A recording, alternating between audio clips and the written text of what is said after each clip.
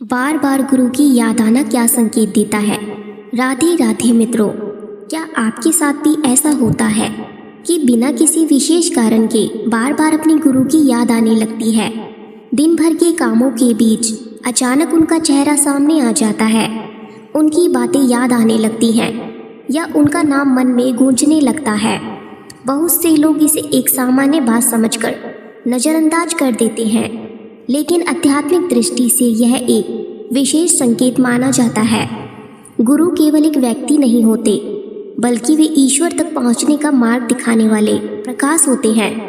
जब किसी शिष्य के मन में बार बार गुरु का स्मरण होने लगता है, तो यह इस बात का संकेत हो सकता है कि गुरु की कृपा उस पर कार्य कर रही है।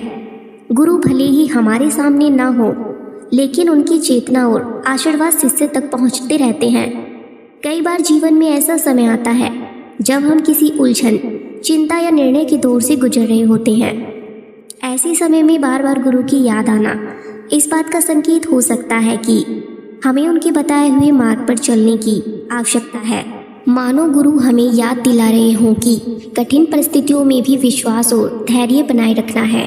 आध्यात्मिक ग्रंथों में भी कहा गया है कि जब शिष्य का मन धीरे धीरे संसार की ओर से हटकर अध्यात्म की ओर बढ़ने लगता है, तब गुरु का स्मरण स्वाभाविक रूप से बढ़ जाता है।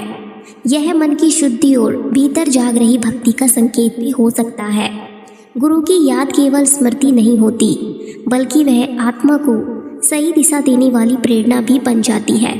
यदि आपके मन में बार बार गुरु का स्मरण हो रहा है, तो उसे केवल संयोग मत समझिए। उस समय कुछ क्षण रुककर गुरु को प्रणाम कीजिए, उनके उपदेशों को याद कीजिए और अपने जीवन में उन्हें अपनाने का प्रयास कीजिए। ऐसा करने से मन को शांति मिलती है और आध्यात्मिक प्रगति का मार्ग भी खुलता है। अंत में यह याद रखिए कि गुरु का स्मरण अपने आप में एक अनमोल कृपा है। हर किसी को यह अनुभव नहीं होता।